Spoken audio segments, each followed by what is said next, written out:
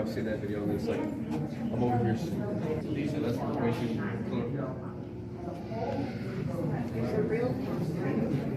Actually, Adrian, it might be. No, not that one. Not that one, Yeah, but that's yeah. my friend. They still have colors like that. Though. This is a real coffin right here. Stripes. Pretty cool, dude. So when somebody's recorded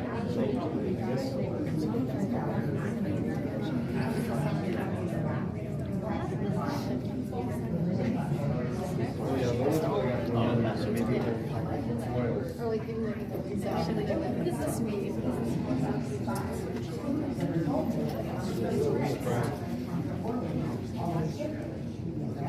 They get the actual moment out there. That's actually That's cool how they were like identify that.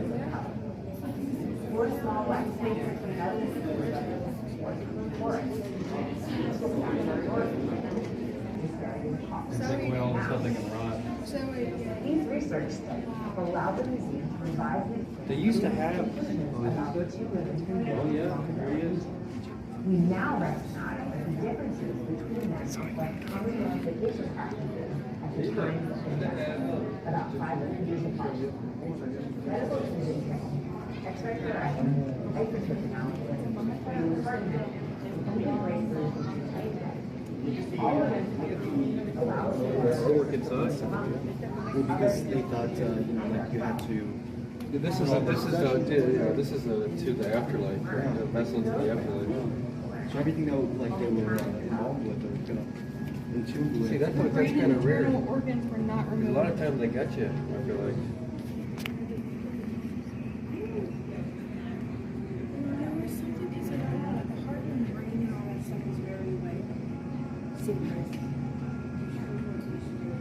So this is also not her coffin, I guess. Yeah, very cool. It's kind of supposed to.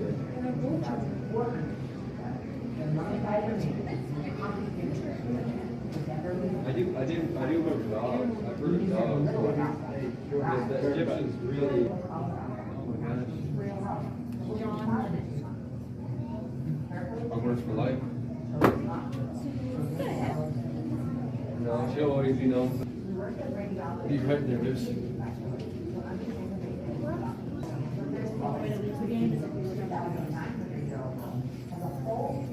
Look at this.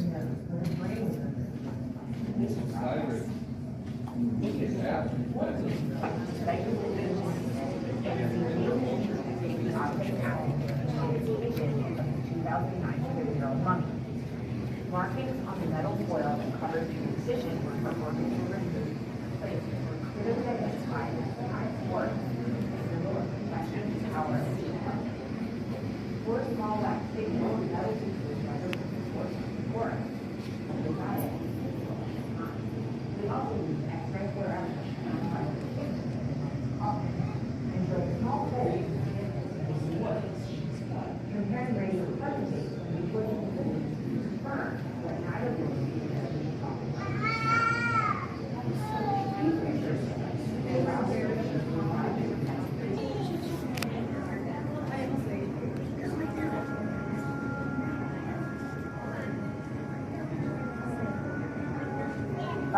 years separates the lives of two women who lived in ancient Egypt. Long after their deaths, around 2,900 and 2,400 years ago, their mummified remains made complicated journeys to the Denver Museum of Ancient Science.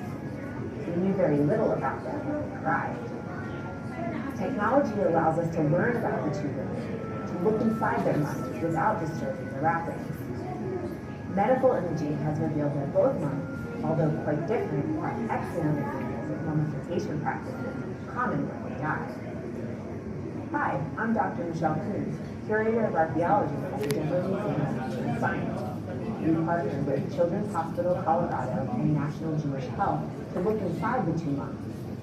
We carefully transported the mummies to Children's Hospital, where radiologists conducted high-resolution CT scans. The scans gave us detailed digital data that medical imaging specialists can weave together to give us three-dimensional views inside the wrappings of the two women. We work with radiologists and imaging specialists to understand the data we see interesting differences between the two mummies. When we look closely at the scans of their skulls, we see that the 2,900-year-old mummy has a hole in the bone behind her nose where the brain was removed during the mummification process. The 2,400-year-old mummy doesn't have such a hole, and her brain is intact. Another interesting difference between the two mummies is their internal organs. When we look at their abdomens, we see that the organs of the 2,900-year-old mummy were removed, wrapped, and put back in her body. The linen bundles helped keep her skeleton together, making her look more lifelike. The 2,400-year-old mummy's organs were left inside. The result is that some of her bones collapsed, and her organs, although shifted, can be identified.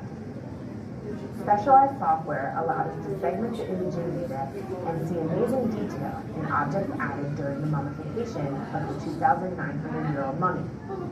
Markings on the metal foil that covers the incision where her organs were removed and replaced were clearly identified as the Eye of Horus, a symbol of protection, power, and good health.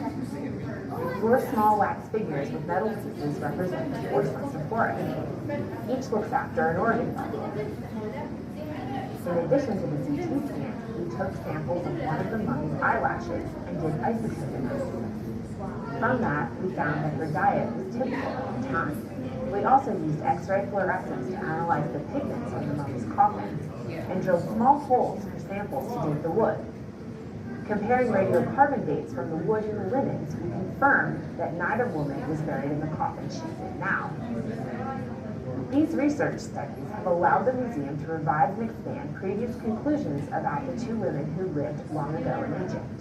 We now recognize that the differences between them reflect common mummification practices at the times of their deaths, about 500 years apart. Medical imaging techniques, X-ray fluorescence, isotope analysis, radiocarbon dating, and even breakthroughs in DNA testing, all of these technologies allow us to better understand Egyptian mummies, other ancient cultures, and ourselves. As technology continues to advance and new discoveries emerge, who knows what else we'll be able to learn? Only time will tell.